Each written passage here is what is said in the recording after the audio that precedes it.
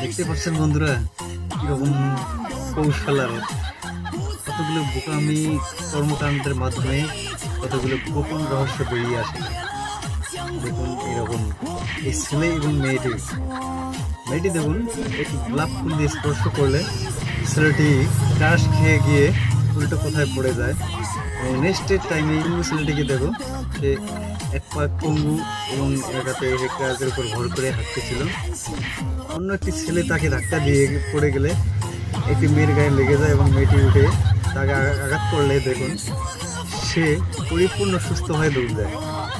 আবার অপরটি ছেলে ঠিক একই অবস্থা দেখুন, মানে কিছু করতেছিল, পিছন দিকে একটি মেয়ে এসে তাকে পিছন থেকে ধাক্কা মারলে সেই মেয়েটি অপর একটি মেয়ের দুই পায়ের ফাঁক দিয়ে গিয়ে পড়ে যায় এবং সেই মেয়েটি উঠে গিয়ে মেয়েটিকে এই ছেলেটিকে ধাক্কা দিতে থাকে, ছেলেটি দৌড় দেয়।